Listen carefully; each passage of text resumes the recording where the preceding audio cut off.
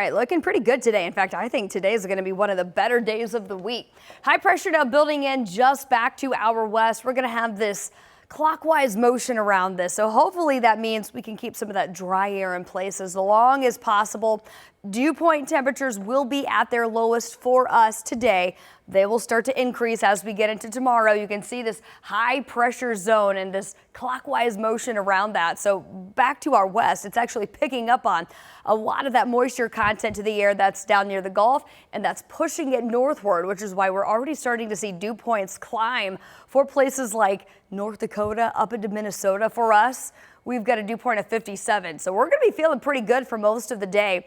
We'll plug that dew point temperature into the muggy meter. It kind of tells us how it's going to make our bodies feel outside, and we really like to see dew points in the 50s. Anything below 60 we consider pretty comfortable, not really that bad. That's going to increase as we get into tomorrow. I think tomorrow's going to serve as that transitional day with the peak heat impacting us Wednesday, Thursday, and then potentially into Friday as well.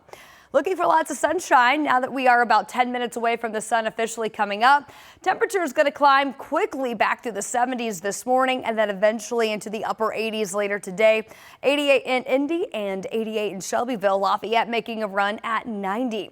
Now, as we go through the next couple of days and as that heat continues to increase, we're going to be talking about the heat stress index. It's a good measure of not just the air temperature or the humidity level, but it also takes things into consideration such as the wind speed, the cloud coverage, how much sun are we going to experience with the heat to go along with that. So it's a good algorithm to kind of tell us how much the atmosphere could put stress on our bodies. This is going to be a level 2 zone as we get into tomorrow. Today is minor, a level 1.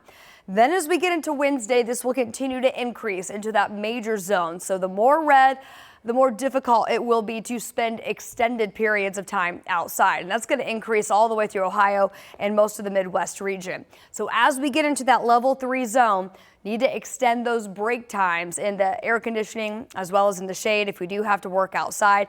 That is going to become more of an issue as we get into the middle part of the week. Again, tomorrow, that transitional day, it's also the first day we're back in the low 90s. Forecasting highs across the board in the low 90s starting on Tuesday. Wednesday and Thursday, again, looks like that will be the peak heat of this system, potentially even into Friday with highs in the low 90s. But that will be the day our pattern becomes a little more active with some pop-up storms possible with the heat of the afternoon Friday.